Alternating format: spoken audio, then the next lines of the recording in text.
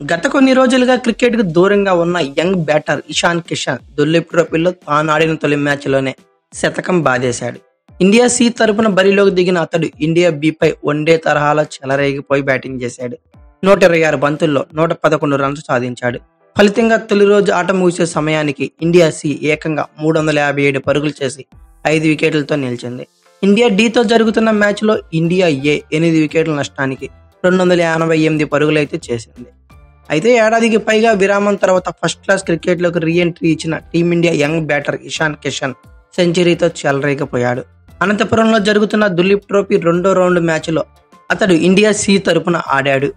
ఈ మ్యాచ్లో India C జట్టు ఇండియా బితో తలపడింది. ఈ మ్యాచ్లో తొలుత బ్యాటింగ్ చేసిన ఇండియా సి తొలి రోజు ఆట ముగిసే సమయానికి 5 వికెట్ల నష్టానికి 357 పరుగులు చేసింది.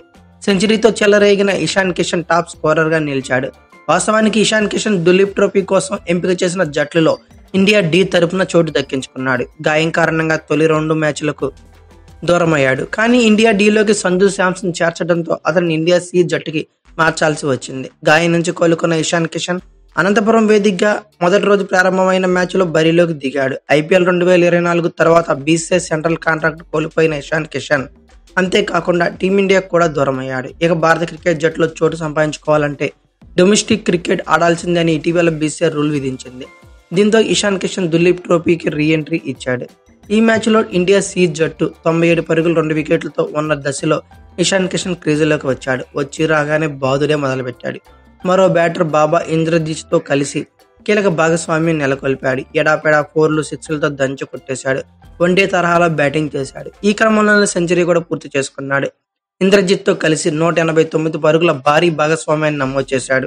తర్వాత జట్టు స్కోరు 286 పరుగుల వద్ద 3వ వికెట్గా వెనుదిరిగాడు. ఈ ఇన్నింగ్స్ లో 126 బంతులు ఎదుర్కొన్న ఇషాన్ కిషన్ 111 పరుగులు చేశాడు. ఇందులో 3 సిక్స్లు ఏకంగా 11 ఫోర్లు బాదేశాడు.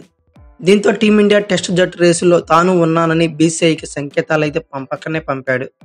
చీలమండ గాయంతో 4 పరుగుల వద్ద వ్యక్తిగత పరుగుల వద్ద రిటైర్ హాట్గా వెనుదిరిగిన కెప్టెన్ రుతురాజ్ గైక్వాడ్ ఆ తర్వాత మళ్లీ బ్యాటింగ్ వచ్చాడు. ఆట ముగిసే సమయానికి రుతురాజ్ గైక్వాడ్ 46 పరుగులతోనూ మానవ్ సుతార్ 8 పరుగులతోనూ నాటౌట్గా ఉన్నారు. తొలి రోజు ఆటలో ముఖేష్ కుమార్ 3 వికెట్లు పడగొట్టాడు. అయితే ఈ మ్యాచ్ గాని ఇండియా డితో జరుగుతున్న మ్యాచ్లో ఇండియా ఏ మొదటి రోజు ఆట ముగిసే సమయానికి 288 పరుగులు చేసి 8 వికెట్లుగా నిలిచింది.